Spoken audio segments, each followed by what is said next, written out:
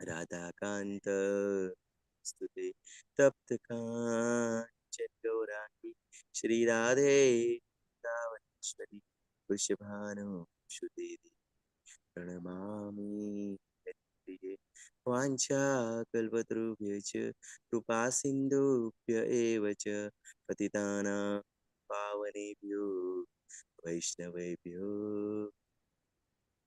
नमो विष्णुपदाय कृष्णपृष्ठाय भूतले श्रीमते भक्ति वेदान्त स्वामी इति नाम नमस्ते सरस्वती देवी गौरवाचार्य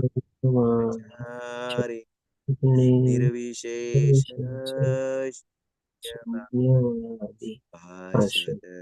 भाषादेशधारी जय श्री कृष्ण चैतन्य प्रभु नित्यानंद श्री अद्वैत गदाधर श्रीवासादि गौर भक्तवृंद हरे कृष्ण हरे हरे कृष्ण कृष्ण कृष्ण कृष्ण कृष्ण हरे हरे हरे हरे हरे राम राम राम राम हरे हरे।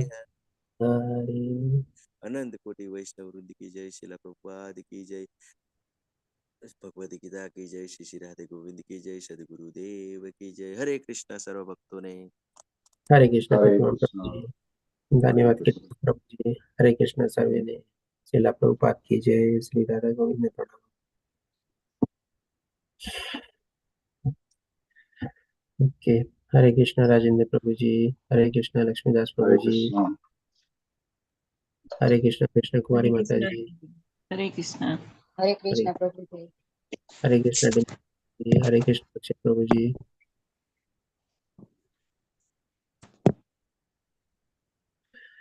ओके તો આજે આપણે કરશું ભગવદ ગીતાનો અધ્યાય નંબર 10 તેનું નામ છે વિભૂતિ યોગ આમાં ભગવાન શ્રી કૃષ્ણ આપણને પોતાના ઐશ્વર્ય વિશે બતાવશે આપણે 9 અધ્યાય કમ્પ્લીટ કરી લીધા એટલે 4 અધ્યાયમાંથી 9 અધ્યાય કમ્પ્લીટ થયા એટલે આપણી 50% યાત્રા કમ્પ્લીટ થઈ ગઈ તો અત્યાર સુધી આપણે બધા જે લેવલ 2 માં જે જોડાયેલા છો અને મોસ્ટલી ઘણા બધા આપણે આમાંથી લગભગ 15 એક જણા જે અત્યારે હાજર છે ઘણા લોકો રિપીટર તરીકે જોડાયેલા છે અને કદાચ મારા ખ્યાલથી બહુ ઓછા લોકો આપણે પ્રથમવાર જોડાયેલા છે કોણ પ્રથમવાર જોડાયેલા છે આ લેવલ 2 માં હરે કૃષ્ણ પ્લીઝ હેન્ડ રાઇઝ કરો અર્ચના માતાજી પ્રથમવાર જોડાયેલા છે ડિમ્પલ માતાજી બી પ્રથમવાર જોડાયેલા છે ઓકે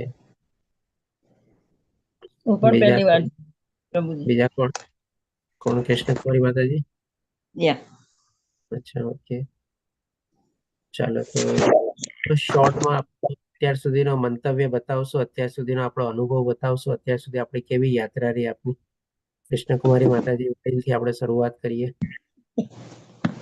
હરે કૃષ્ણ પ્રભુજી હરે કૃષ્ણ અત્યાર માતાજી સુધી આટલી ઊંડાણમાં મેં ભગવદ ગીતા સાંભળી નથી પ્રભુજી ને સમજી પણ નહોતી એટલે ફર્સ્ટ લેવલમાં પણ મને ઘણી મજા આવી એટલે પછી હું સેકન્ડમાં પણ જોડાઈ અને તમારી પાસે ઘણું નોલેજ છે અને અમને દરરોજ સારું સારું સમજાવો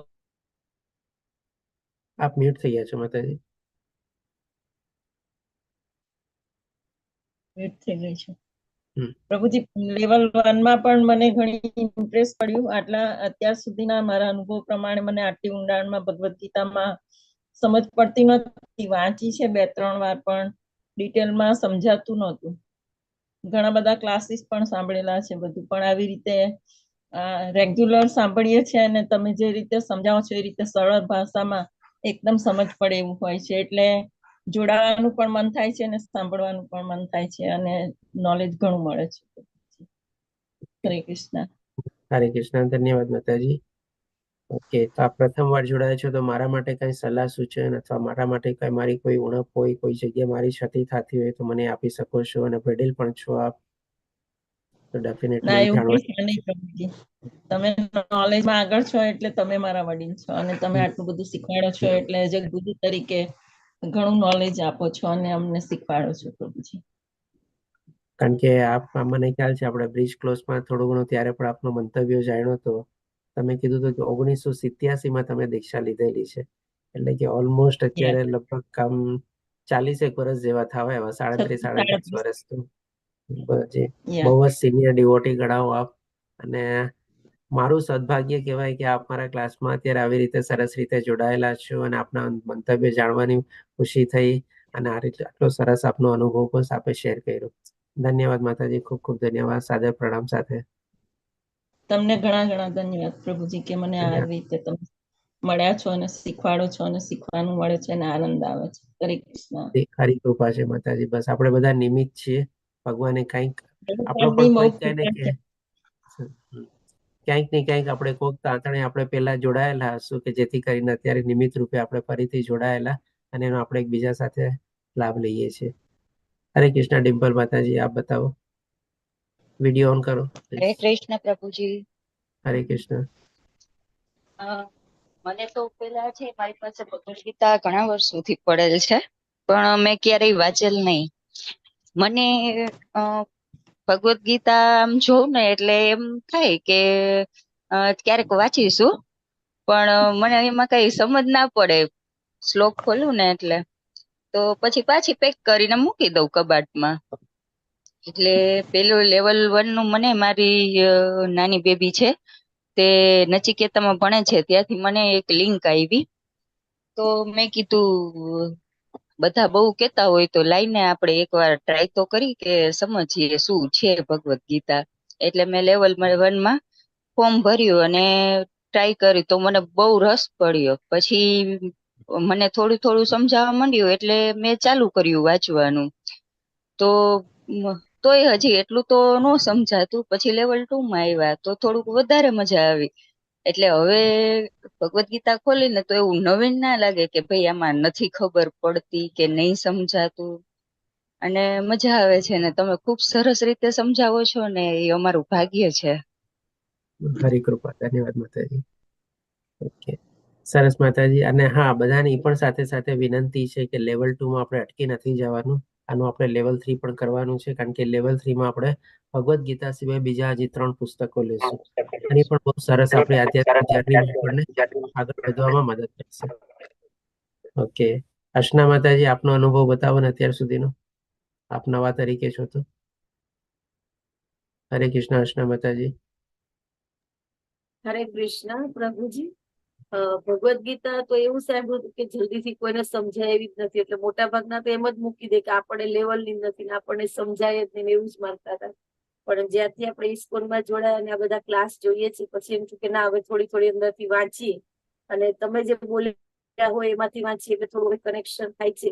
હવે એમ થાય કે ના ના, એવું નથી કે બધાને ન સમજાય, પણ ખાલી શ્રદ્ધાની જ જરૂર છે એમ. બાકી એવું જ હતું કે બહુ હાઈ લેવલનું અંદર બધું જ છે ને ગીતા સામાન્ય લોકો માટે છે જ નહીં. આવા બધા વાક્યો હતા, પણ એમ થયું કે ના ના, વાંચીએ ને થોડીક શ્રદ્ધા રાખીએ, થોડું સાંભળીએ. ના, ઇસ્કોન એક એવું માધ્યમ છે પ્રભુજી કે ઘણા બધા એમાં જોડાઈ શકે ને ઘણું બધું એમાં સમજી શકે છે એકદમ સરળતાથી. માળા કરી શકીએ, મંગલા આરતી કરી શકીએ, મંગલા આરતીનું મહત્વ શું છે એ સમજી શકીએ, જપનું શું મહત્વ છે એ સમજી શકીએ. સૌથી પહેલા જયારે શરૂ કરી ત્યારે એક માળા કરતા તો મને 25 મિનિટ જેવું થયું. પછી એમ થયું આટલો મોટો મંત્ર છે આપણાથી તો માળા જલ્દીથી થશે નહીં. આ બધાનું સાંભળ્યું હતું કે 16 માળા કરે છે, તો એમ થયું કે 16 માળા તો આપણાથી તો કોઈ દિવસ થશે જ નહીં. પછી ધીમે ધીમે એક માળામાં થોડોક ઓછી મિનિટ થઈ એટલે હિંમત થઈ કે ના, હવે બીજી માળા થશે, ત્રીજી માળા થશે. એમ કરતા કરતા અત્યારે હું હજી 5 માળા સુધી પહોંચી છું. અને 11 હોય છે ત્યારે એવું સાંભળ્યું છે કે વધારે માળા કરો તો કોશિશ કરું, ક્યારેક 16 માળા થાય, ક્યારેક 10 થાય, એમ વધારે કરવાની કોશિશ કરું છું. પણ અત્યારે તો રેગ્યુલર 5 જ પ્રભુજી થઈ શકે કે જોબના કારણે ઘણી વાર સમય નથી મળતો, એટલે ક્યારેક અધૂરી માળા હોય તો પાછી સાંજે કરું, બપોરે કરું, પણ 5 તો મિનિમમ કરી જ લઉં છું. એમ લગભગ એકાદ દિવસ ક્યારેક ચુકાઈ જાય તો ઠીક છે, બાકી તો એમ થાય કે નહીં, ખરેખર માળા કરવાથી પણ આપણને શાંતિ ને ઘણી હિંમત મળે છે. હરે કૃષ્ણ પ્રભુ. હરે કૃષ્ણ. ખૂબ ખૂબ ધન્યવાદ માતાજી. અને ડેફિનેટલી હરી કૃપા થશે, આપની માળાની સંખ્યા પણ ઓર આગળ વધશે. 5 થી 16 ક્યારે થઈ જશે આપને પોતાને પણ ખબર નહીં પડે. અને તમને લાગશે કે આટલા શોર્ટ સમયમાં હું આટલી બધી પ્રગતિ કરી, તો ડેફિનેટલી જે પ્રમાણે આપણે કીધું ને, ભગવદ્ ગીતાનું જ્ઞાન આપણે ભગવાનના ભક્ત બનીએ ને તો જ આપણને સરસ ને સરસ રીતે સમજાય છે. અને બીજું એક આપણે મહત્વનું જે ચીજ કીધી ને, આપણે બધા ગ્રહસ્થ છે ને આપણા માટે જ ભગવદ્ ગીતા છે. ભગવદ્ ગીતા એવું નથી કે સંન્યાસી માટે છે, બધું છોડી છાડીને વયા જાય એના માટે ભગવદ્ ગીતા નથી. ભગવદ્ ગીતા આપણા માટે જ છે, વધારે તો ગ્રહસ્થ માટે જ છે. સંન્યાસ આ સંસારમાં રહીને જ આપણે સંસારી જીવન જીવીને પણ કેવી રીતે સંન્યાસ યોગ સુધી આપણે પહોંચી શકીએ છીએ, એટલા જ માટે ભગવદ્ ગીતા આપેલી છે ભગવાને. કારણ કે જો ભગવાને પણ ત્યારે અર્જુનને એ જ સમજાવ્યું હતું ને કે ભાઈ ઊભો થાય ને યુદ્ધ લડ. આ યુદ્ધ ભૂમિ છોડીને તારે નથી જવાનું. અને યુદ્ધ જીતાડ્યો બી, અને પછી એ લોકોએ ઘણા વર્ષો સુધી, પાંડવે પણ ઘણા વર્ષો સુધી રાજ કર્યું. એટલે કે ડેફિનેટલી આપણા ગ્રહસ્થ અને સંસારી માટે જ છે ભગવદ્ ગીતા. જી કીર્તિવાન પ્રભુજી, શું કહેશો? હરે કૃષ્ણ પ્રભુજી. જેમ જેમ વધારે માળા થાય ને પછી પ્રસાદ લે ને પ્રભુજી, માળા અને પ્રસાદ થી જ પ્રભુજી કેવું છે, ભગવદ્ ગીતા સમજાવવાનું સરસ રીતે શરૂ થઈ જાય પ્રભુજી. પ્રસાદનું બી બહુ મહત્વ છે અને માળાનું બી બહુ મહત્વ છે. તો આની અંદર બિલકુલ શ્રદ્ધાથી, બિલકુલ વિશ્વાસથી કરશો ને તો બિલકુલ સરસ રીતે સમજાશે. એટલે બને એટલું માળા કરવાનું ચાલુ રાખો અને પ્રસાદ ભગવાનનો લેવાનું ચાલુ રાખો, તો ખૂબ અસર થશે. હરે કૃષ્ણ પ્રભુજી. હરે કૃષ્ણ. ધન્યવાદ કીર્તિવાન પ્રભુજી. ઓકે, તો ચાલો ખૂબ જે બીજા માતાજી આપનો હેન્ડ રેઝ છે. પ્રભુજી, ડિમ્પલ માતાજી પણ શેર કરવા માંગતા હતા, તેઓ ફર્સ્ટ ટાઈમ છે આઈ થિંક. હા, ડિમ્પલ માતાજી શેર કરી દીધું એમનું પોતાનું. ઓકે, મિસ કરી ગઈ છું તો. હરે હા, તમે કૃષ્ણ. મિસ કર્યા હશો કદાચ. પેલા આપણે કૃષ્ણકુમારી માતાજીને લીધા, પછી ડિમ્પલ માતાજી, પછી અર્ચના માતાજીને લીધા આપણે. ઓકે પ્રભુજી, હરે કૃષ્ણ. હા, કાંઈ વાંધો નહીં. ઓકે, ચાલો. ખૂબ જાણીને ખુશી થઈ, બધાનો મંતવ્ય જાણીને, પર્ટિક્યુલરલી નવા પાર્ટિસિપન્ટનો જાણીને. તો ડેફિનેટલી આપણને આ બહુ સરસ મજાનું સાધન મળી ગયું છે.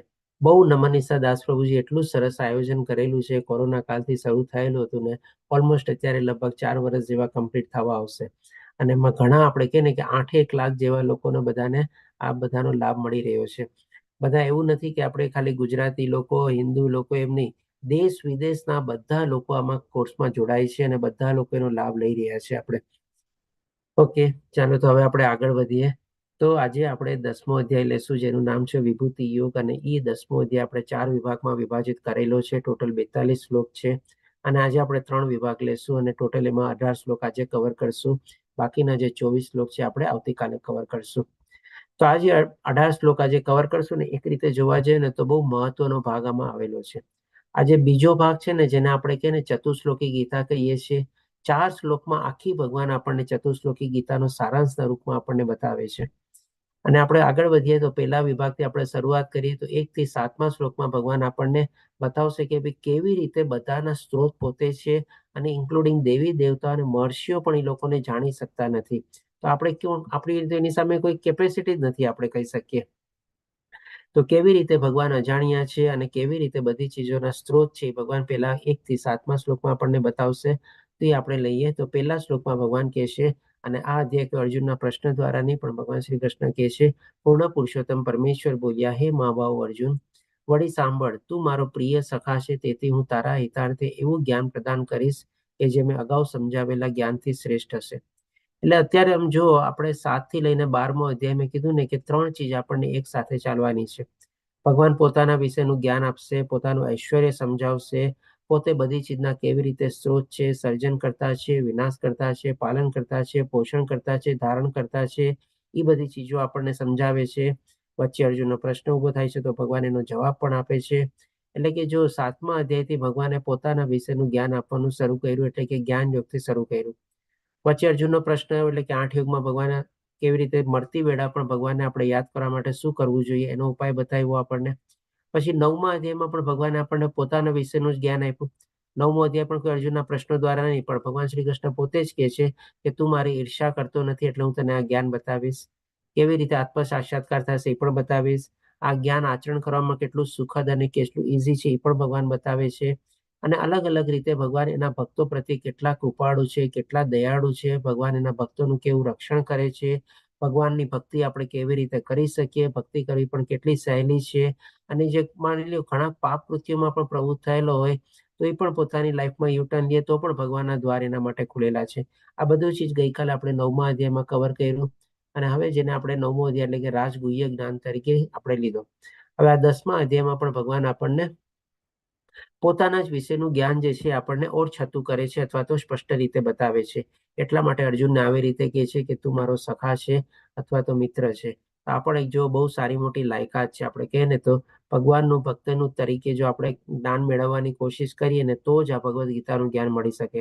જેમ ડિમ્પલ માતાજી કીધું ને કે ભાઈ આપણે ભક્ત બનીએ તો જ આપણે આ જ્ઞાન પ્રાપ્ત કરી શકીએ છીએ. અધરવાઇઝ શું છે, આ જ્ઞાન પ્રાપ્ત કરવું બહુ ડિફિકલ્ટ છે આપણે. અને જેમ જેમ ભક્તિમાં પ્રવૃત્ત થશું એમ જેમ અંદર આપણું પણ જ્ઞાન બધું છતું થશે.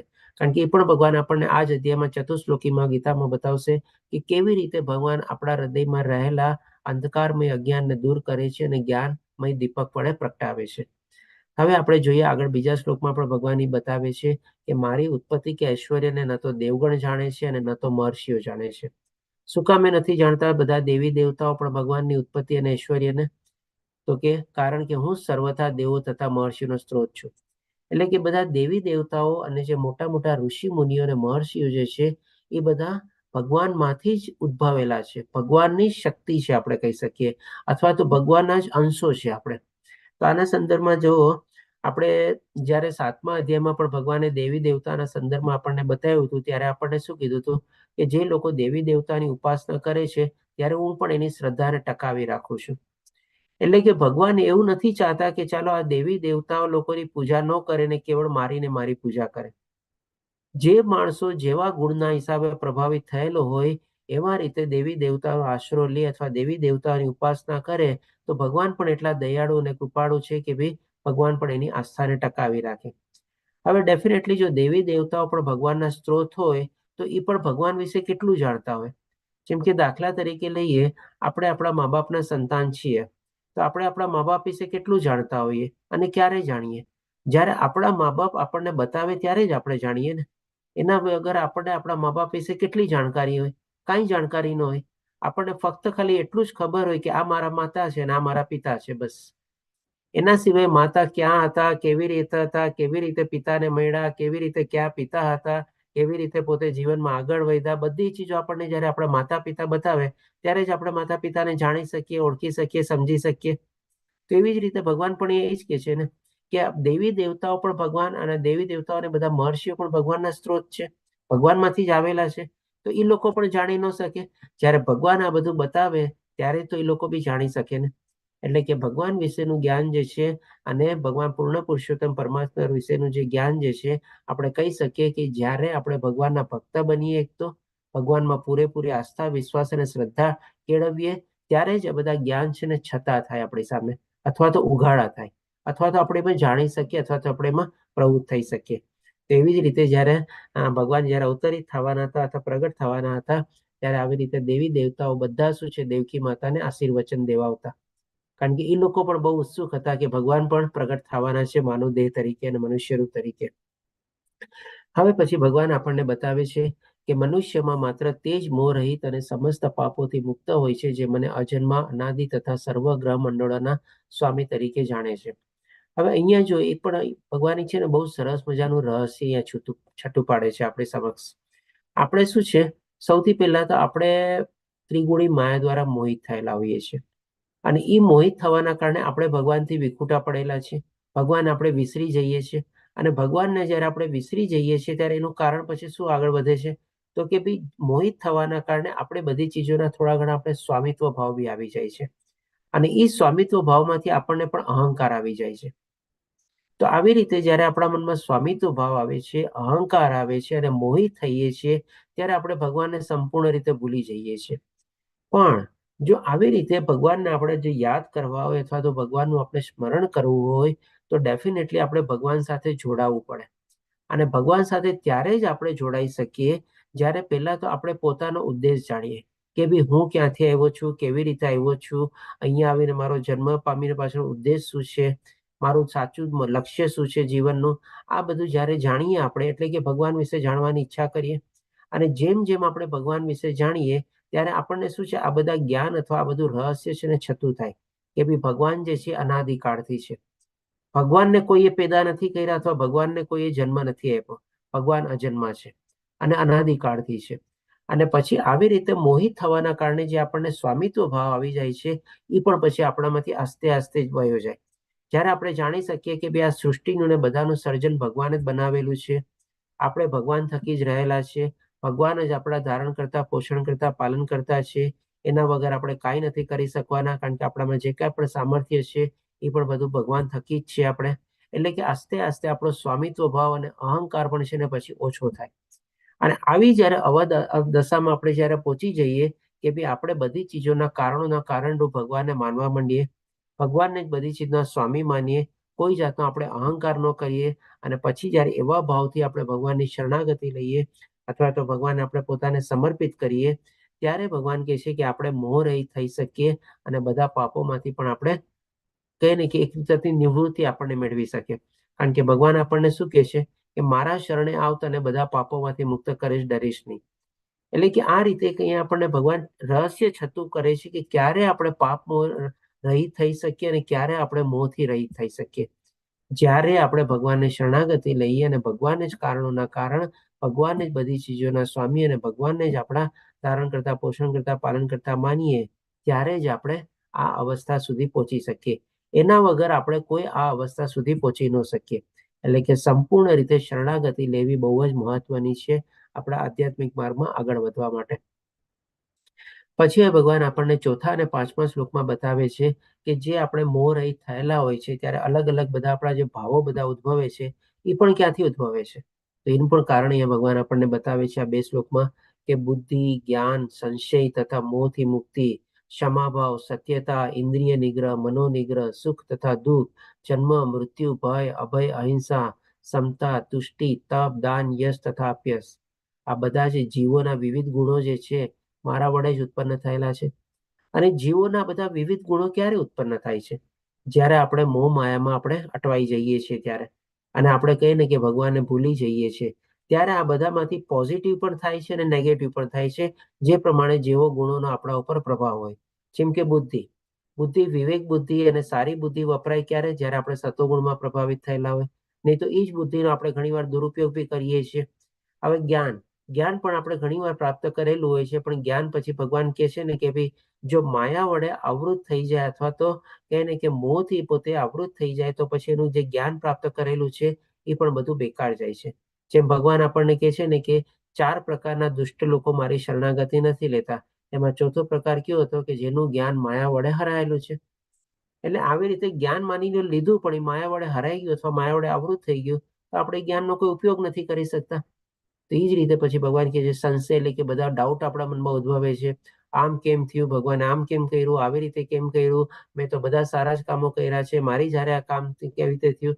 આ બધા સંશય પણ આપણને ઉદ્ભવ થાય છે. એ પણ આપણું કહી શકીએ કે અધૂરું જ્ઞાન આપણે અથવા ખોટું જ્ઞાન. કારણ કે આપણા જ કર્મોની ગતિ આપણે બધા ભોગવીએ છીએ, તો પછી એમાં કોઈ ડાઉટ કરવાનો સવાલ જ નથી. આપણે મોહથી મુક્તિ, ક્યારે મોહથી મુક્તિ થઈ શકે? જ્યારે આપણી સારી બુદ્ધિ અને વિવેક બુદ્ધિ આપણે વાપરીએ, સત્વગુણમાં આવૃત થઈએ અને એ રીતે આપણે આત્મજ્ઞાન અથવા આધ્યાત્મિક જ્ઞાનમાં સંવર્ધન થઈએ, ત્યારે તો આપણે મોહથી મુક્ત થઈ શકીએ ને. નહીં તો પછી આપણે મોહથી મુક્ત પણ ન થઈ શકીએ. સમાભાવ છે ને બહુ આપણે દૈવી ગુણ છે. આપણે જોશું 16મા અધ્યાયમાં જ્યારે ભગવાન 26 દૈવી ગુણો બતાવશે, એમાં એક ક્ષમાભાવ છે. તો આ બધા દૈવી ગુણો પણ ક્યારે ઉત્પન્ન થાય? જ્યારે આવી રીતે આધ્યાત્મિક જ્ઞાન અથવા સાચું જ્ઞાન મેળવીને આપણે આગળ વધીએ ત્યારે. સત્યતા એટલે કે વાણીની આપણે આ તપ છે, આપણે સાચું બોલવું જોઈએ અથવા તો બધી જગ્યાએ આપણે સત્યતાનો આશરો લેવો જોઈએ. ઇન્દ્રિય નિગ્રહ, મનોનિગ્રહ એટલે કે સંપૂર્ણ રીતે આપણા મન અને ઇન્દ્રિયોને આપણે વશમાં રાખવાના, એને આપણે એના ઉપર સંયમ કેળવવાનો. પછી સુખ અને દુઃખમાં આપણે સમત્વ ભાવ રહેવાનો.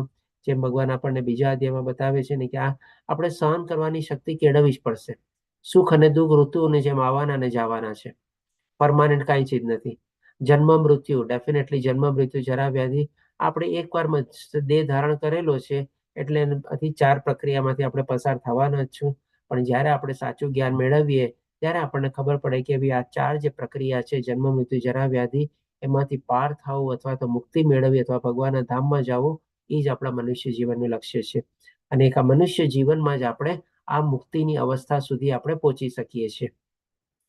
પછી ભય, અભય એટલે કે ભાઈ ક્યારે આપણે અભયતા કેળવી શકીએ અથવા તો ક્યારે આપણે નિર્ભય થઈ શકીએ? જ્યારે આપણે ભગવાનને સંપૂર્ણ રીતે આપણે શરણાગત કરીએ ત્યારે. કે ભાઈ બધી ચીજોના માલિક એ પોતે જ છે અને બધી પોતે જે કરે છે બધું બરાબર જ થાય છે, ત્યારે આપણા મનમાં આવો ભય અને અભય જે છે કાંઈ રહે જ નહીં, અથવા તો આપણે સંપૂર્ણ રીતે આપણે નિર્ભય થઈ શકીએ આપણે. કારણ કે ભયના ઓપોઝિટના સંદર્ભમાં અભય લીધેલો છે, પણ નિર્ભય એટલે કે શું, એનાથી પણ ઉપરની સ્થિતિ થઈ થોડીક આપણે. અને અહિંસા એટલે કે ભાઈ ડેફિનેટલી આપણે જીવોની હત્યા નથી કરવાની, પણ આપણે આધ્યાત્મિક માર્ગમાં પણ જે આગળ વધતું હોય એને પણ આપણે અટકાવવાના નથી, અને આપણે પણ પોતાની જે જ્ઞાન મેળવેલું હોય એ પણ આપણે બીજાને આપવા માટે કોશિશ કરવાની છે. આપણે આપણા પૂરતું જો સીમિત રાખીએ અને બીજાને આપણે સાચી દોરડો ન આપીએ, જો આપણે ચાહતા હોય તો પણ એક જાતની આપણે અહિંસા કહેવાય છે. સમતા એટલે કે બધી ચીજમાં બેલેન્સ રહેવાનું, બહુ આપણે કઈ ઉછરાંખલ નથી કરવાનું. તુષ્ટિ એટલે કે સંતોષ કેળવવાનો. સમતા અને તુષ્ટિ આમ જોવો તો સિમિલર થઈ જાય. આપણે બેલેન્સ રહીએ તો ઓટોમેટિકલી આપણને સંતોષ અથવા તુષ્ટિ આવી જ જાય. તપ અને દાન, જે આપણને ભગવાન કહે છે કે ક્યારેય આપણે છોડવાના નથી. શરીરનું તપ, મનનું તપ, વાણીનું તપ, બધા તપ આપણે કરવાના છે. દાનના સંદર્ભમાં પણ આપણે જાણ્યું હતું, ગઈકાલે થોડું ઘણું ડિસ્કસ કર્યું હતું. ફરીથી આ બધાને અત્યારે જાણ ખાતર કહી દઉં કે આપણે અક્ષય તૃતીયા આવે છે, 10 તારીખે અક્ષય તૃતીયા છે. બહુ આપણા કહીને સારો દિવસ છે. આપણે એ દિવસે જેટલું દાન આપીએ આપણે ને એટલું વધારે ગુણોમાં આપણે ગણાય છે આપણે. તો બધા પોતાનો એનો લાભ લેજો. એનો આપણે કાંઈ નહીં તો કંઈ પણ આપણે જે કાંઈ પણ આપણી શક્તિ પ્રમાણે આપણે દાન આપી શકતા હોઈએ, આપણા દ્રવ્યનું દાન આપી શકતા હોઈએ, આપણા સમયનું દાન આપી શકતા હોય, આપણે બીજી કોઈ શક્તિઓનું દાન આપી શકતા હોઈએ, તો બધાનો લાભ લેજો. અને ડેફિનેટલી અક્ષય તૃતીયાના દિવસે જેમ આપણે નવા મંદિરનું નિર્માણ થઈ રહ્યું છે મંગલુરુમાં, જેનો આપણે બધા અત્યારે લાભ લઈ રહ્યા છે આપણે, તો આપણું પણ એક ફરજ બની જાય છે કે આપણે આપણા હિસાબે કાંઈ પણ એમાં યોગદાન કરવું જોઈએ. યશ તથા અપયશ એટલે કે સક્સેસ મળવી કે સફળતા મળવી, નિષ્ફળતા મળવી, આ બધા પ્રત્યે આપણે શું બેલેન્સ ભાવના. તો આ બધા ચીજ જે ભગવાન બતાવે છે, આ બધા જીવોના વિવિધ ગુણો, એટલે કે આપણી આત્મામાં આવી બધી તમે જો ફિલિંગ્સ મળે છે, આ બધી ચીજો છે ને તમે જોઈ શકો છો કે મોસ્ટલી ચીજો છે ને જેને આપણે જોઈ નથી શકતા, એવી બધી ચીજો છે આપણે. અને આ બધા આપણે કહીએ ને, બધા આપણા જે જીવ અથવા આપણી જે આત્મા જે છે એના આ બધા ગુણો એવી રીતે વિકસે છે કે જેના દ્વારા આપણે જેમ જેમ આપણું જીવન આગળ વધારીએ છીએ અને જેમ જેમ અલગ અલગ ગુણોનો આપણા ઉપર પ્રભાવ વધઘટ થતો રહીએ છે, ક્યારેક સારા ગુણ, ક્યારેક તમો ગુણ, ક્યારેક સતો ગુણ, ક્યારેક વધારે રજો ગુણ, એ પ્રમાણે આ બધા ગુણો છે ને આપણામાં પણ આપણને દેખાય છે. કોઈ પણ માણસ કન્ટિન્યુઅસલી આ બધા ગુણોમાં કોન્સ્ટન્ટ નથી રહી શકતો. આપણે જે પ્રમાણે ગુણોનો પ્રભાવ થાય છે એ પ્રમાણે આ બધી પરિસ્થિતિઓ આમાં પણ આપણે ચેન્જ થતું જ રહેતું હોય છે આપણે. એટલે કે આ બધું ક્યાંથી ઉત્પન્ન થયેલું છે, તો કે મારાથી જ ઉત્પન્ન થયેલું. ભગવાન કહે છે કે મારામાંથી જ બધા ઉત્પન્ન થયેલા છે જીવોના બધા ગુણો. હવે પછી ભગવાન આપણને 6થા શ્લોકમાં કહે છે કે સપ્ત ઋષિઓ તથા તેમની પૂર્વે 4 અન્ય મહર્ષિઓ. પેલા સપ્ત ઋષિઓ એટલે ક્યાં, તો કે ભાઈ અગસ્ત્ય, અત્રિ, ભારદ્વાજ, ગૌતમ, જમાદગ્નિ, વશિષ્ઠ અને વિશ્વામિત્ર. અને આ સપ્ત ઋષિની પેલા 4 કુમારો એટલે જેને આપણે કહીએ છીએ સનક, સનાતન, સનંદન અને સનત કુમાર. આ બ્રહ્માજીના પુત્ર હતા અને આજીવન બ્રહ્મચારી રહ્યા હતા. એ લોકોએ સૃષ્ટિ વધારવામાં પોતાનું યોગદાન આપવાની ના પાડી, એટલે પછી બ્રહ્માજીના પછી આપણે સપ્ત ઋષિઓ થયા. અને આ સપ્ત ઋષિઓમાંથી પછી આપણા બધા, એટલે આપણે કહી શકીએ ને, આપણા બધા જો પિતાના પિતાના પિતા બધા કોણ, તો કે આ મનુઓ. અને આ બધા મનુઓ પણ ક્યાંથી, તો ભગવાન કહે છે કે મારા મનમાંથી જ ઉદ્ભવેલા છે, એટલે કે મારા મનથી ઉત્પન્ન થયેલા છે. અને વિભિન્ન લોકમાં નિવાસ કરનારા સર્વ જીવો તેમનામાંથી આવે છે, એટલે કે આપણે બધા એમાંથી જ આવેલા છે. અહીંયા પણ ભગવાન આપણને કહે છે કે વિભિન્ન લોકમાં નિવાસ કરનારા ટોટલ 84 લાખ ટાઈપની યોનિઓ છે. જરૂરી નથી કે 84 લાખ ટાઈપની યોનિઓ બધી જ યોનિઓ આ મૃત્યુ લોકમાં છે. હોઈ શકે ઘણા જીવો એવા હશે કે જેને આપણે આ મૃત્યુ લોકમાં આપણે જોયા બી ન હોઈએ, જાણતા બી ન હોઈએ, ખબર બી ન હોય આપણને. પણ જેમ અલગ અલગ ગ્રહોમાં જે છે, અલગ અલગ લોકમાં છે, જે બધા ઉચ્ચતર લોક અથવા નિમ્નતર લોક છે, એમાં પણ આવા બધા 84 લાખ ટાઈપના યોનિઓમાંથી જે જ્યાં રહેતા હોય બધા આવેલા છે. તો આના સંદર્ભમાં જે ભગવાન કહે છે કે આ બધા જીવો તેમનામાંથી જ આવેલા છે. એટલે કે બધાનું એક્ઝિસ્ટન્સ અહીંયા આપણને મળે છે. આપણા જો બધાના સ્ત્રોત આપણે કાઢવા જઈએ તો આપણે કહીએ છીએ ને કે આ 7 ગોત્ર ઉપર, આ જે 7 ઋષિઓ છે ઉપરથી આપણા ગોત્રના નામ હોય છે. તો આ અત્યારે જેમ કે આપણે 14 મનુ છે ને 14 મનુમાંથી આપણે 7મા મનુમાં આપણે જીવીએ છીએ. તો આ બધા જે ગોત્ર જે છે આપણે આ 7 ઋષિઓના નામ ઉપરથી જ આપણામાં આવેલા હોય છે. હવે આ બધાનો પણ સ્ત્રોત ક્યાં નીકળો, તો કે ભગવાન કહે છે ને કે ભગવાન તેમનામાંથી બધા ઉદ્ભવેલા છે. આ બધા સપ્ત ઋષિઓ અને 4 કુમારો બધા, એટલે કે આપણા બધાનો સ્ત્રોત અથવા જોઈએ આપણે તો ભગવાન પૂર્ણ પુરુષોત્તમ પરમેશ્વર ભગવાન શ્રી કૃષ્ણ થયા ને આપણે અલ્ટિમેટલી આપણે કહીએ ને કે ભાઈ પિતાના પિતાના પિતાના પિતાના પ્રપિતાના પ્રપિતા કેટલાય જણ પાછળ તમે જાઓ, બધા છેડા તમને ક્યાં મળે, તો કે ભાઈ ભગવાન શ્રી કૃષ્ણ સાથે મળે તમારે. એટલે કે ડેફિનેટલી જેમ ભગવાન આપણને કહે છે ને કે બધાનો બીજ પ્રદાતા પિતા હું જ છું. હવે પછી ભગવાન આપણને 7મા શ્લોકમાં બતાવે છે કે આ બધું જે લોકો જાણી જાય છે એ લોકો શું કરે છે. એટલે કે જે મનુષ્ય મારા ઐશ્વર્ય તથા યોગને વિશે ખરેખર દ્રઢ વિશ્વાસ ધરાવે છે. એટલે કે અત્યાર સુધી ઘણો બધો ભગવાને પોતાનો ઐશ્વર્ય આપણને બતાવી દીધેલો છે. હવે આ બધું હજી પણ ભગવાન આપણને બતાવવાના છે, કારણ કે આ વિભૂતિ યુગમાં ભગવાન પોતાનું ઐશ્વર્ય જ બતાવશે જ્યારે અર્જુન ભગવાનને વિનંતી કરશે ત્યારે, અથવા તો ભગવાનની સ્તુતિ કરીને ભગવાનને યાચિકા કરશે ત્યાર પછી હજી ભગવાન આપણને આ અધ્યાયમાં લગભગ 80 ટાઈપના બીજા પોતાના ઐશ્વર્યો બતાવશે, જે આપણે આવતીકાલે કવર કરશું 19 થી 42મા શ્લોકમાં. તો આ બધા લોકો જે લોકો જાણી જાય છે અને એવી રીતે ભગવાનમાં વિશ્વાસ ધરાવે છે, પછી લોકો કરે છે શું? તો કહે છે કે તે મારી અનન્ય ભક્તિમાં સંલગ્ન થાય છે એ વિશે લેશ માત્ર શંકામાં નથી. એટલે કે આ બધું જાણીને અલ્ટિમેટલી ઉદ્દેશ શું? અલ્ટિમેટલી ઉદ્દેશ તો એ જ ને કે ભગવાનની ભક્તિ કરીને આપણે ભગવાનના ધામમાં જવું. એટલે કે જેને આ બધું જ્ઞાન પ્રાપ્ત થઈ જાય છે, આવી રીતે આધ્યાત્મિક જ્ઞાનમાં આગળ વધે છે અને એ આધ્યાત્મિક જ્ઞાનમાં આગળ વધીને પોતાના જીવનનું લક્ષ્ય જાણી લે છે, એ 100% ભગવાન કહે છે એમાં કોઈ લેશ માત્ર શંકા નથી. એ ભગવાનની ભક્તિમાં સંલગ્ન થાય ને થાય જ છે. ભગવાનની ભક્તિમાં આગળ વધે જ છે. જેમ આપણે સવારના પૂરમાં અર્ચના માતાજીએ કીધું ને કે ભાઈ પેલા એક માળા કરતી ત્યારે 25 મિનિટ લાગતી, પછી જેમ જેમ કરતી ગઈ સમય બી ઓછો લાગતો ગયો અને વધારે રસ બી પડતો ગયો, અને અત્યારે 5 માળાની સંખ્યા તો પોતે નિયમ તરીકે પોતે કરેલી છે કે 5 માળા તો ડેઈલી કરવાની જ છે. અને સાથે સાથે એ પણ દ્રઢ સંકલ્પ કરેલો છે કે ભાઈ આ માળાની સંખ્યા પણ વધારવાની છે, કારણ કે એકાદશી ને બધાના દિવસે પણ એ શું છે ત્યારે કોઈ શકે 10, 12, 16 માળા સુધી પણ પોતે પહોંચી જાય છે. એટલે કે આવા સંકલ્પની સાથે આપણે શરૂઆત કરવાની છે, પાપા પગલી ભરવાની છે, તો ભગવાન પણ આપણો હાથ પકડશે અને એ પણ આપણી આંગળી પકડીને આપણને આગળ વધારશે. હવે પછી ભગવાન આપણને 8, 9, 10, 11, 4 શ્લોકમાં આપણને સરસ મજાની ચતુશ્લોકી ગીતા સંભળાવશે કે જે આપણે કહી શકીએ કે આ 4 શ્લોકમાં આખી ભગવદ ગીતાનો સારાંશ પણ આવી જાય છે. તો હવે 8મા શ્લોકમાં ભગવાન કહે છે કે હું સમસ્ત દિવ્ય તથા ભૌતિક વિશ્વનું કારણ છે. આ 4 શ્લોકમાં જે ભગવાન બતાવે છે ને બધી ચીજો અત્યાર સુધી જે આપણને બતાવીને એને સમરી રૂપમાં એક એક પોઈન્ટ વાઇઝ આપણને બતાવી દે છે કે ભાઈ આ બધી જે દિવ્ય અને ભૌતિક વિશ્વો છે બધાનું કારણ કોણ? તો કે ભગવાન શ્રી કૃષ્ણ પોતે છે. કેવી રીતે? તો કે 7મા અધ્યાયમાં ભગવાને આપણને શું કીધું કે ભાઈ આ બે શક્તિઓ પરા અને અપરા શક્તિ દ્વારા જે કાંઈ પણ આ ભૌતિક અથવા જે દિવ્ય ચીજ વસ્તુઓ જે છે બધું એમનામાંથી બે શક્તિમાંથી જ ઉદ્ભવેલું છે. આપણે દરેક વસ્તુ મારામાંથી જ ઉદ્ભવે છે, અથવા તો જે કાંઈ પણ ચીજ વસ્તુ પણ જે આપણે જોઈએ છીએ અથવા બનાવીએ છીએ અલ્ટિમેટલી એનો સ્ત્રોત જો જોવા જઈએ તો પૃથ્વી, જળ, અગ્નિ, વાયુ એમાં જ બધો આવેલો છે આપણે. એટલે કે બધી ચીજો એમનામાંથી જ બધી ઉદ્ભવેલી છે. જે બુદ્ધિમાન મનુષ્ય સારી રીતે જાણે છે તેઓ મારી પ્રેમ ભક્તિમાં પરોવાય છે અને સર્વથા અંતઃકરણ મને ભજે છે. અલ્ટિમેટલી પોતાના પણ જીવનનું લક્ષ્ય જાણીને ભગવાનની ભક્તિમાં પરોવાઈ જાય છે. પછી 9મા શ્લોકમાં જે આપણને આગળ બતાવે છે કે એ લોકો જે ભગવાનની ભક્તિમાં પરોવાયેલા હોય છે એ લોકો કરે છે શું? કેવી રીતે ભગવાનની ભક્તિ કરે છે? તો કે છે મારા શુદ્ધ ભક્તોના વિચાર મારામાં નિમગ્ન રહે છે. એટલે કે કન્ટિન્યુઅસલી જે ભગવાનના શુદ્ધ ભક્તો હોય અથવા આવી શુદ્ધ ભક્તિમાં આગળ વધેલા હોય એના વિચાર કન્ટિન્યુઅસલી ના વિચારમાં છે ને ભગવાન જ સમેલા હોય. આના સંદર્ભમાં એક આપણે નાનકડો દાખલો આપું.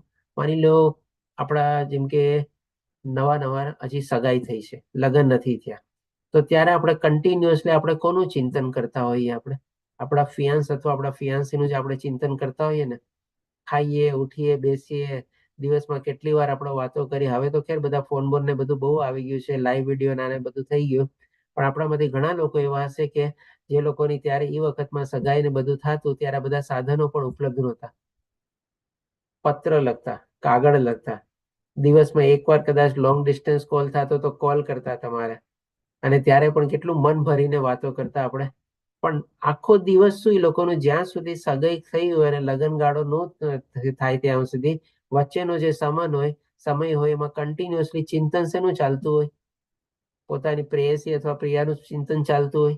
તો એવી જ રીતે પણ ભગવાનના જે ભક્તો જે છે ને એ લોકો કન્ટિન્યુઅસલી આવી રીતે જે કાંઈ પણ ઉઠતા, બેસતા, ખાતા, સૂતા જે કાંઈ પણ કાર્ય કરતા હોય ને ભગવાનને હંમેશા સાથે રાખીને ભગવાનને સાથે જોડીને ચાલે, અથવા તો ભગવાનનું ચિંતન એના મનમાં કંઈક ને કંઈક સતત રીતે જોડાયેલું જોઈએ આપણે. પછી કહે છે કે તેમના જીવન પૂર્ણપણે મારી સેવામાં સમર્પિત હોય છે. એટલે કે ડેફિનેટલી જ્યાં જ હોય ત્યાં એ લોકો અવસર ગોતતા હોય છે કે કેવી રીતે હું ભગવાનની સેવા કરું, કેવી રીતે હું ભગવાનની ભક્તિમાં ઓર પ્રવૃત્ત થાઉં.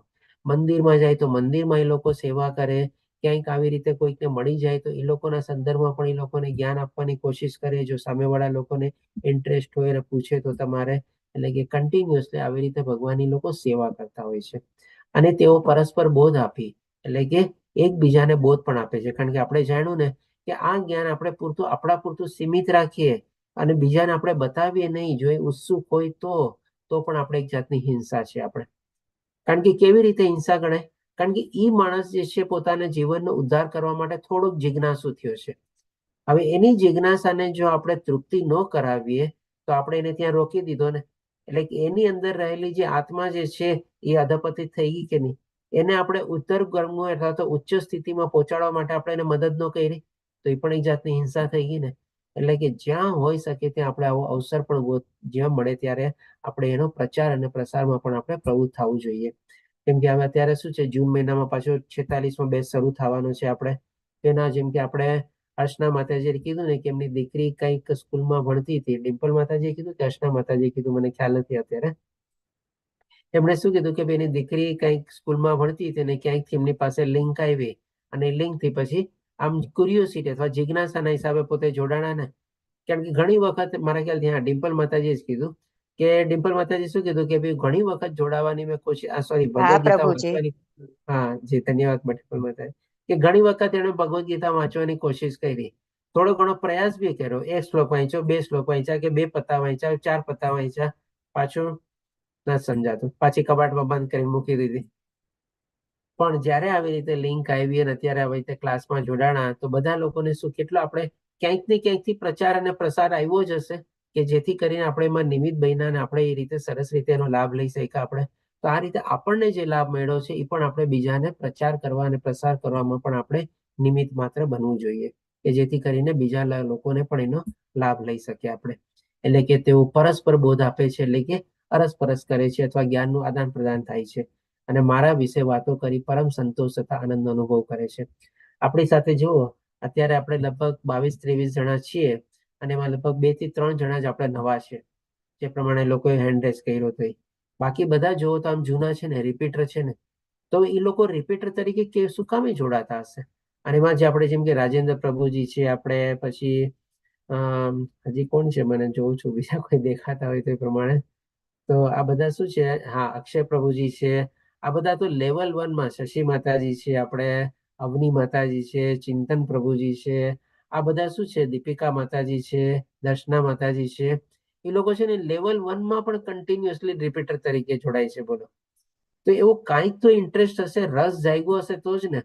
એટલે કે આ ભગવાનનું જ્ઞાન એવું છે ને કે આજે હું પણ જેમ કે છેલ્લા 3 વર્ષથી આપણે આ ક્લાસ લઈએ છીએ. આપણે ગુજરાતી બેચ સૌથી પહેલો બેચ જ્યારે શરૂ થયો એની પહેલા ઇંગ્લિશના ક્લાસ લેતો, તમારે કિડ્સના લેતો, પછી ગુજરાતીના ક્લાસ પણ આપણે લગભગ જૂન 2021 થી શરૂ થયા ત્યારથી લઈએ છીએ ક્લાસ. તો પણ કન્ટિન્યુઅસલી બેચ પ્રતિદિન આપણે જ્યારે જોડાતા રહીએ છીએ અને ક્લાસ લેતા લઈએ છીએ ને આપણને પણ એક આનંદ આવે છે ને, એક સંતોષ થાય છે એકચ્યુઅલી કે ના આવી રીતે સરસ રીતે આપણે ક્લાસ લીધો, આવી રીતે આટલા બધા રિપીટર તરીકે પણ આપણે જોડાયેલા અને ઘણા લોકો એમાં બીજી બધી સેવા બી આપે છે.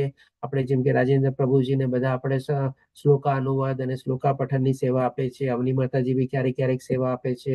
તો આવી રીતે સેવામાં બી પણ બધા જોડાય છે. જેમ કે વિજયા માતાજી છે, કીર્તિમાન પ્રભુજી છે, એ લોકો પણ અત્યારે રિપીટર તરીકે જોડાયેલા છે. એડમિનની સેવા પણ આપે છે, વોટ્સઅપ ગ્રુપના એડમિનની પણ સેવા આપે છે. તો આ બધું પણ શું ભગવાનની સેવા પણ કરે છે સાથે સાથે અને પ્રચાર અને પ્રસારમાં પણ જોડાયેલા છે. તો આ બધીમાં આપણે છે ને આનંદ આવે. તમે જો આ બધી ચીજોમાં છે ને આપણને ક્યારે બોર ફીલ ન થાય. મને ક્યારે બોર ફીલ નથી થતું. કન્ટિન્યુઅસલી બેચ પ્રતિદિન લઉં ને તો મને એ ઉલટાનું મને પણ છે ને ક્યારેક ક્યારેક નવું જાણવા શીખવા મળે. બોલે ઘણી વાર તો હું મારા પોતાને ક્યારેક રેકોર્ડિંગ સાંભળું, મને લાગે કે આ જ્ઞાન મને ક્યાંથી આપ્યું, કોણે આપ્યું મને, મારા મોઢામાંથી આ શબ્દો ક્યારે નીકળ્યા, મેં તો કોઈ દે આવું વિચાર્યું બી નહોતું. ઘણી વાર એવું થાય છે બોલો કે ભાઈ અચાનક કેમ શબ્દ નીકળી જાય, કેવી બુદ્ધિ આવી જાય કે ભગવાનની કૃપા જ છે. એ જ આપણને જ્ઞાન આપે છે, એ જ બુદ્ધિ આપે છે, એ જ વાંચા આપે છે. ભગવાન આપણને 4થા અને 5મા શ્લોકમાં બતાવ્યું ને બુદ્ધિ જ્ઞાન આ બધું મારામાંથી જ આવે છે ને.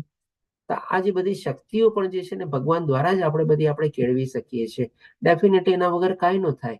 ઇવન જે બધા રિપીટર તરીકે જોડાય છે એનો પણ આપણે કહી શકીએ કે ભગવાન એને શક્તિ આપે છે તો જ એ લોકો રિપીટર તરીકે પણ જોડાઈ શકે છે, આપણે એનો લાભ લઈ શકીએ છીએ આપણે. જી રાજેન્દ્ર પ્રભુજી, આપનો હેન્ડ રેઝ છે. સ્કૂલમાં કોલેજમાં હતા ત્યારે રિપીટર કોઈ વર્ડ વાપરે તો શરમ આવતી, પણ અત્યારે રિપીટરમાં આનંદ આવે છે, અંદરથી આનંદ આવે છે રિપીટ થવામાં. એ સ્ટાન્ડર્ડમાં ને એ સ્ટાન્ડર્ડમાં રિપીટ થવામાં મજા આવે છે. ચલો ભાઈ લેવલ 2 લેવલ 1 માં રિપીટ થયા પછી આમ કે એટલીસ્ટ હું તો 15 થી 18 વાર રિપીટ થયો હોય છે, પણ મજા આવે છે. એમ એ રિપીટ થવામાં જ મજા આવે છે, ભલે એ સ્ટાન્ડર્ડમાં થાય, પણ સ્કૂલમાં શરમ આવતી. સાચી વાત છે. સાચી વાત છે પ્રભુજી. એકચ્યુઅલી છે ને અંદરથી જ આનંદ થાય. અને પાછું જોજો, હર વખતે છે ને આપણને કંઈક ને કંઈક નવી અનુભૂતિ થાય, કંઈક ને કંઈક નવું જાણવા મળે, કંઈક ને કંઈક નવું સાંભળવા મળે, ક્યાંક ને કંઈક આપણને એક જ શબ્દ, આપણે એક જ સ્ટોરી, એક જ બધું જ્ઞાન આપણે માની લો 2, 4, 10 વાર સાંભળી લીધું, પણ હર વખતે કંઈક એમાંથી આપણે નવું લઈને બહાર નીકળીએ. આપણે આ બધું ક્યાંથી આવે છે? આ બધું ભગવાન જ આપણને પ્રગટાવે છે, ને ભગવાન જ આપણને બધું સામર્થ્ય અને શક્તિ આપે છે કે જેથી કરીને આપણે એમાં પ્રવૃત્ત થઈ શકીએ છીએ. તો ડેફિનેટલી આવી રીતે આપણને આમાં આ આધ્યાત્મિક જ્ઞાનમાં ક્યારેય બોર થવા જેવું નથી. આપણને જેટલા અંદર ઉતરશું ને એટલો જ આપણને આનંદ અને સંતોષ થવાનો છે. કારણ કે શું કામ એનું કારણ છે એ આપણી ભગવાન આપણને 8મા અધ્યાયમાં બતાવ્યું ને કે આપણી આત્માનો નિત્ય સ્વભાવ શું છે? તો કે અધ્યાત્મ. આપણી આત્માને છે ને આ બધી ચીજો બહુ ગમે છે. બાકી બધી ચીજમાં તમે જો ભૌતિક ચીજોમાં જેટલું થોડું ઘણું રિપીટેશન થશે ને સંતોષ થઈ જશે. બસ હવે બહુ સાંભળી લીધું, હવે બોર થાય છે, હવે નથી ગમતું, હવે કંઈ બીજું આમ છે તેમ છે. પણ આમાં શું છે? ક્યારેય આપણને સંતોષ નથી થતો. કારણ કે આપણી આત્માનો નેચર જ એ છે કે ભાઈ પરમાત્મા સાથે જોડાયેલા રહેવું અને પરમાત્મા વિશે ઓર ને ઓર જાણવું. હવે 10મા શ્લોકમાં ભગવાન આપણને કહે છે કે જે મનુષ્ય મારી પ્રેમપૂર્વક સેવા કરવામાં સતત સમર્પિત રહે છે તેમને હું એવું જ્ઞાન આપું છું કે જેનાથી તેઓ મને પ્રાપ્ત કરી શકે. તો જો ભગવાનને પ્રાપ્ત કરવા માટે પણ ભગવાન વિશેનું જ્ઞાન જરૂરી છે, બરાબર છે. અને ભગવાન વિશેનું જ્ઞાન પણ ભગવાન આપણને ક્યારે આપે છે? જ્યારે આપણે ભગવાનની સેવા અને ભક્તિમાં પ્રવૃત્ત થઈએ ને ત્યારે. તો એટલે કે આમ જોવું તો ત્રણેય ચીજ કેટલી સરસ રીતે ગૂંથાયેલી છે. આપણે ભગવાનને પ્રાપ્ત કરવા જરૂરી છે, કઈ એમને તો પ્રાપ્ત નથી થવાના. બધી ચીજ માટે મેળવવા માટે આપણે કંઈક ને કંઈક મહેનત કરવી પડે છે. તો એ મહેનત કરવા માટે આપણે પણ ભગવાનનું જ્ઞાન લેવું જરૂરી છે. હવે જ્ઞાન પણ ભગવાન આપણને ક્યારે આપણને પ્રાપ્ત કરાવે છે? જ્યારે આપણે ભગવાનની ભક્તિમાં પ્રવૃત્ત થઈએ છીએ. અને ભગવાનની ભક્તિમાં પણ પાછું કેવી રીતે આપણે પ્રવૃત્ત થવાનું છે? તો કે ભાઈ એવો પ્રેમ, ભાવ અને લાગણી લાવવાની છે. આજે જેમ આપણે કહીએ ને કે આપણે 16 માળાનો આપણે નિયમ લઈએ અને 16 માળા આપણે કરતા થઈ જઈએ ને, તો તમે જોજો, તમે જ્યારે પહેલી માળાથી શરૂઆત કરી હશે ત્યારે તમે કેવા ભાવથી પહેલી માળા શરૂઆત કરી, અને તમે જ્યારે 16 માળા સુધી પહોંચી ગયા હશો ત્યારે તમારો ભાવ કેવો હતો. જસ્ટ કમ્પેર કરજો, આસમાન જમીનનો તમને એમાં ફરક દેખાશે. પેલા એક ખાલી કીધું ને શરૂઆત કરવી છે ને ચાલો કરી નાખીએ આપણે. એક માળા તો એક માળા, જેમ આપણે બધા ક્લાસમાં બધા લેવલ 1 માં આપણે બધાને એટલી જ કહીએ છીએ તમે જે કરતા હો કરો, પણ ખાલી એમાં એક માળા તમે એડ કરી દો. જેને સાંભળવું હોય સાંભળે, જેને માનવું હોય માને, જેને આચરણમાં મૂકવું હોય મૂકે. અને એવા માની લો આપણે જે બધા અત્યારે સદભાગી છીએ, આ બધા આપણે આચરણમાં મૂકેલું છે અને આપણે એનો લાભ લીધેલો છે. આપણે એક માળાથી શરૂઆત કર્યું હોય, હવે એક માળા કરતી વખતે આપણને સમય વધારે લાગે, મન ન લાગે, ગમે તેમ કરીને આપણે એક માળા પૂરી કરીએ અને પછી આપણે આસ્તે આસ્તે આગળ વધીએ. તો પહેલી માળા જે તમે માની લો 2, 4, 6 મહિના પહેલા જયારે શરૂઆત કરી હશે અને 2, 4, 6 મહિના પછી વર્ષ દિવસે માની લો એ સંખ્યા વધતી તમારી 16 માળાની પહોંચી ગઈ, તો ત્યારે તમારી શું અનુભૂતિ થાય છે એ તમે પહેલો દિવસે જયારે પહેલી માળા શરૂ કરી એની સાથે કમ્પેર કરજો. તમે પોતે જ માની નહીં શકો કે આટલું બધું પરિવર્તન. હજી જીવનમાં તમને કેટલો પરિવર્તન આવ્યો છે તો તમે વાત જ ભૂલી જાજો, પણ ખાલી તમારા ભાવમાં કેટલો પરિવર્તન આવ્યો છે ને એ તમે કમ્પેર કરજો કે 16 માળા કરવામાં તમને ભાવ કેટલો ઉદ્ભવ થયેલો લાગ્યો અને એક માળા કરવામાં તમને કેટલું જબરજસ્તી કરવી પડતી હતી માળા. ઘણો ખરો ફરક પડશે તમને. એટલે કે આવી રીતે પ્રેમપૂર્વક જો આપણે ભગવાનની ભક્તિમાં સમર્પિત થઈએ ને કરતા જઈએ તો ભગવાન બાકી બધી ચીજો ઓટોમેટિકલી આપવાના છે. ભગવાન એના ભક્તોને અજ્ઞાની બી નથી રાખવાના અને ભગવાન એના ભક્તોની પાસે કઈ નહીં હશે ને એ પણ બાકી નથી રાખવાના. કારણ કે ભગવાને કીધું જ છે એની જરૂરિયાતો પૂરી કરું છું, એની પાસે જે છે એનું રક્ષણ બી કરું છું. આધ્યાત્મિક પણ કરશે ને ભૌતિક કરશે. એકવાર આપણે ભગવાનને સમર્પિત થઈ જવાનું છે, બસ ભગવાનને ભરોસે બધું છોડી દેવાનું છે. ભગવાનને ખબર છે આપણા હૃદયમાં બેઠેલા છે, આપણને શું જોવે છે, ક્યારે જોવે છે, કેટલું જોવે છે, કેવી રીતે જોવે છે, બસ એ આપવાના જ છે આપણને. હવે 11મા શ્લોકમાં આપણને કહે છે કે ભક્તો ઉપર, એટલે કે આ જ્ઞાન ભગવાન કેવી રીતે આપે છે એ પણ અહીંયા આપણને બતાવે છે તો 11મા શ્લોકમાં કહે છે કે ભક્તો ઉપર વિશેષ કૃપા કરવા માટે તેમના હૃદયોમાં નિવાસ કરનારો હું જ્ઞાન રૂપી પ્રકાશમાં દીપક વડે અજ્ઞાનજન્ય અંધકારને દૂર કરું છું. ભગવાન જ છે કે ભાઈ આ બધું જ્ઞાન જે છે આપણા અંદર પ્રગટાવે છે. બાકી આમ જોવા જઈએ ને તો આપણે કાંઈ નથી. આજે એમ નથી સમજવાનું કે ભાઈ હું આ ક્લાસ તમને આપું છું ને હું જ્ઞાન આપું છું ને તમને જ્ઞાન મળી રહ્યું છે. હું કોઈ કરતા કોઈ નથી, મારું એવું કોઈ સામર્થ્ય જ નથી. જે છે બધું ભગવાન થકી જ છે. એ જ મને જ્ઞાન, બુદ્ધિ, વાચા, વાણી ને બધું આપે છે કે જેથી કરીને આપણી સામે હું આ પ્રગટ કરું છું. બાકી આપણા બધાના હૃદયમાં ભગવાન બેઠેલા છે. ભગવાન જ આપણા હૃદયમાં બધું જ્ઞાન છે ને પ્રગટાવે છે. આપણે જસ્ટ એ ખાલી નિમિત્ત છીએ. એકબીજા સાથે એ રીતે આપણે સંકળાયેલા છીએ અને નિમિત્ત રૂપે આપણે બધા આગળ વધી રહ્યા છે. બાકી દરેકના હૃદયમાં ભગવાન બેઠેલા છે. જ્યારે હશે ને ત્યારે ભગવાન ઓટોમેટિકલી આપણને બધું જ્ઞાન ને બધું આપશે અને કોઈકને નિમિત્ત બનાવી દેશે. આપણે કહી શકીએ જેમ ડિમ્પલ માતાજી કીધું ને કે ભાઈ એવી રીતે ભગવદ્ ગીતા વાંચવાની કોશિશ કરી પણ ન સમજાણી. ભગવાનની કૃપા નહોતી ત્યારે. ભગવાન ત્યારે નહીં ઈચ્છતા હશે કે ડિમ્પલ માતાજી ત્યારે વાંચે અને એને જ્ઞાનને મળે. પણ યોગ્ય સમય ભગવાનને જ્યારે ઠીક લાગ્યું હશે, ભગવાને ઠીક એને લિંક મોકલાવી દીધી. ડિમ્પલ માતાજી જોડાઈ બી ગયા, લેવલ 1 કમ્પ્લીટ બી કરી દીધું અને ત્યારે લેવલ 2 પણ આગળ વધી રહ્યા છે. બોલો તો જો જ્યારે ભગવાનની કૃપા વહે છે ત્યારે કેવી સતત કૃપા વહે છે. અને જ્યારે કૃપા નહોતી વહેલી ત્યારે એટલા વર્ષો વયા ગયા તોય આપણે ભગવદ્ ગીતાનું જ્ઞાન ન લઈ શક્યા. એટલે છે ને ભગવાનની મરજી પ્રમાણે બધું થાય છે. બસ આવો વિશ્વાસ, અતૂટ વિશ્વાસ આપણે ભગવાનમાં મૂકી દેવાનો છે. તો ડેફિનેટલી ભગવાન પણ આ બધું જ્ઞાન આપણને આપશે. હવે અહીંયા આપણે ચતુશ્લોકી ગીતા પૂરી થાય છે અને બાકીના જે આપણે 7 શ્લોક છે આપણે અર્જુનની આપણે કહી શકીએ કે સ્તુતિ છે. જેમ આપણે ભાગવતમાં કુંતી મહારાણીની સ્તુતિ છે, ભીષ્મ પિતામહની સ્તુતિ છે, બ્રહ્માજીની સ્તુતિ છે, અક્રૂરજીની પણ સ્તુતિ છે. તો એવી રીતે જો ભગવદ્ ગીતામાં આપણે સ્તુતિ કહીએ ને તો એકમાત્ર અર્જુનની સ્તુતિ છે આપણે. અને શું કામે અર્જુનની સ્તુતિ છે? કારણ કે ત્યારે એ ભગવાન શ્રી કૃષ્ણ અને અર્જુન વચ્ચે સંવાદના રૂપે ભગવદ્ ગીતાનું જ્ઞાન વહે છે. ત્યારે ભાગવતમાં શું છે? સુખદેવ ગોસ્વામી દ્વારા બધા ભક્તોનું અને બધાનું જ્ઞાન, ભગવાન વિશેનું જ્ઞાન ને બધું એમાં સમાયેલું છે. એટલે કે સુખદેવ ગોસ્વામીએ પણ બધા અલગ અલગ ભક્તોને બધાની સ્તુતિઓ જે વર્ણવી હતી ભગવાન પ્રત્યે એ બધાનું વર્ણન થયેલું છે. અને અહીંયા આપણે અર્જુનની સ્તુતિ આવે છે. અર્જુનની સ્તુતિ આપણે જો કહીએ ને તો 2 અધ્યાયમાં આવે છે. પહેલા 10મા અધ્યાયમાં આવે છે જ્યારે વિભૂતિ યોગ વર્ણન કરવા માટે ભગવાનની યાચિકા કરે છે ત્યારે સ્તુતિના રૂપમાં 7 શ્લોક કહે છે. અને પછી ભગવાનને ફરીથી પાછું આવતા 11મા અધ્યાયમાં આપણે જોશું ભગવાનને કહે છે ને કે મને તમારું વિશ્વરૂપ દર્શન દેખાડો. અને ભગવાન એને વિશ્વરૂપ દર્શન દેખાડે છે. પછી પાછી એક સ્તુતિ આવે છે આપણે કહી શકીએ. એટલે કે 2 રીતે અર્જુનની સ્તુતિ આવે છે. હવે જોઈએ અર્જુનની સ્તુતિના રૂપમાં પોતે શું કહે છે. આ બધા અર્જુનના શબ્દો દ્વારા આપણે જોઈએ. તો 12મા અને 13મા શ્લોકમાં કહે છે અર્જુને કહ્યું આ પૂર્ણ પુરુષોત્તમ પરમેશ્વર પરમધામ. આ બધી ચીજો જો ભગવાને જે અત્યાર સુધી વર્ણવેલું છે ને એક ચીજને અર્જુન મેન્શન કરશે અથવા તો બધી ચીજોને પોતે ધ્યાનપૂર્વક ભગવાનની સમક્ષ પોતાની સ્તુતિમાં બધી ચીજો બતાવશે.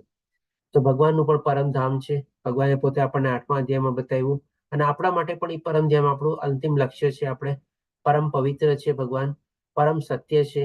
એના સિવાય બીજું કોઈ સત્ય નથી. આપણે ભગવાન સનાતન છે એટલે કે ભગવાન ને આપણે કહી શકીએ કે આપણે એનો વિનાશ ક્યારેય નથી. કન્ટિન્યુઅસ છે, સનાતન, કન્ટિન્યુ.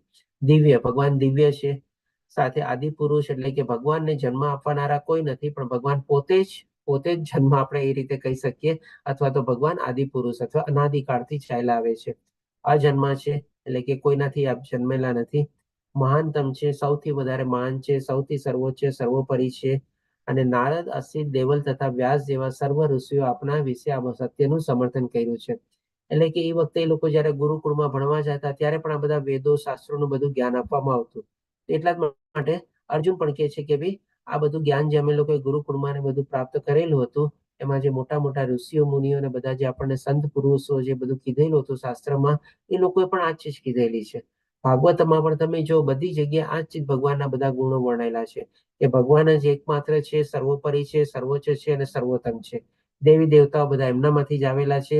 ભગવાનનું ધામ છે અને એ પોતે પોતાના ધામમાં બિરાજમાન છે. ભગવાન સનાતન છે, અનાદિ છે અને જન્મા છે. આ બધું પણ ભાગવતમાં બધું વર્ણવેલું છે.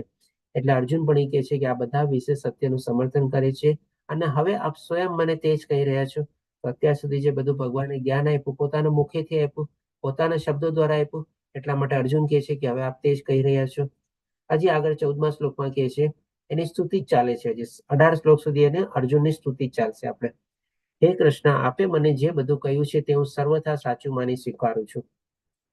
તો આ પણ એક જો બહુ મોટી ખાસિયત છે, આપણે કહી શકીએ. જો આપણે ભગવદ્ ગીતા અથવા તો ખાલી ભગવદ્ ગીતા નહીં પણ બધા શાસ્ત્રો પણ આપણે એમાં લઈ શકીએ. શાસ્ત્રોમાં જે કાંઈ પણ લખેલું છે ને બધું સર્વથા 100% સાચું છે.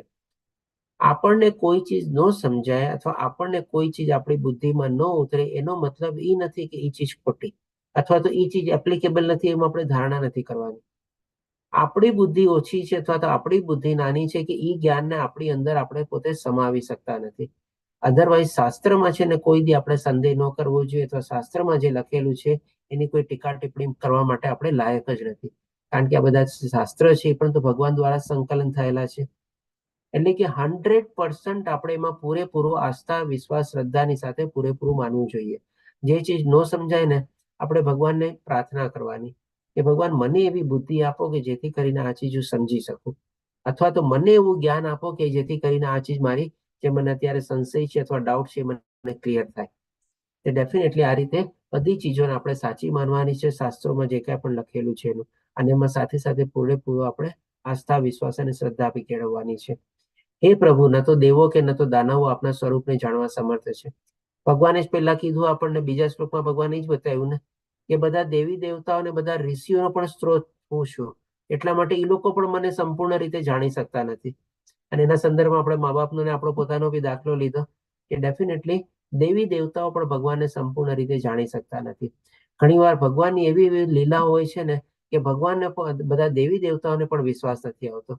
જેમ કે ભાગવતમમાં આપણે બ્રહ્માજીની પણ આપણે વર્ણવેલું છે. જ્યારે બધા બાળ ગોપાલોને પોતે કહે ને કે લઈને વયા જાય છે ને 1 વર્ષ સુધી પોતાના પાસે રાખે છે, એટલે કે આપણું 1 વર્ષ પણ બ્રહ્માજીનો 1 દિવસ ખાલી કહેવાય. અને એ પછી જે પાછા આવે છે ત્યારે બ્રહ્માજી જોવે છે, અરે બધા બાળકો તો એવી જ રીતે છે. ત્યારે ભગવાન શ્રી કૃષ્ણે પોતાની જાતને બધા નાના નાના બાળકોમાં એમાં પોતાના વિસ્તૃત કરેલા હતા. અને આ લીલા જોઈને બ્રહ્માજી પણ મોહિત થઈ જાય છે. અને પછી જયારે આપણે કહીએ ને કે ઓલું સમુદ્ર મંથન થાય છે ત્યારે જે અપ્સરા આવે છે અને બધાને આપણે ઓલું કહે ને કે અમૃતને આપતા હોય છે, એ અપ્સરાની પણ એવી લીલા હોય છે કે શંકરજી પણ કહે છે ભગવાન શ્રી કૃષ્ણને કે હું આપણું એ મોહિની સ્વરૂપનું જે આપણે રૂપ અથવાના એ ટાઈમમાં જે લીલા કરી હતી ને એ મને પણ જોવાની ઈચ્છા છે. એટલે કે ડેફિનેટલી દેવી દેવતાઓ પણ બધું સંપૂર્ણ રીતે જાણતા નથી અને બધી લીલાઓને એ લોકોને પણ ખબર નથી હોતી, અને કોઈ લીલાઓથી એ લોકો પણ અજાણ હોય છે અને એના દ્વારા એ લોકો પણ મોહિત થાય છે. એટલા માટે કહે છે કે દેવો કે ન તો દાનવો આપના સ્વરૂપને જાણવા સમર્થ છે. હજી આગળ 15મા શ્લોકમાં સ્તુતિ કરતા કહે છે અર્જુન, સોરી આગળ પાછળ થઈ જાય છે જરા. હે પુરુષોત્તમ, હે સર્વના ઉદ્ભવ સ્થાન, હે સમસ્ત જીવોના સ્વામી, હે દેવોના દેવ, હે વિશ્વના સ્વામી, એકમાત્ર આપ જ પોતાની અંતરંગ શક્તિથી આપને જાણો છો.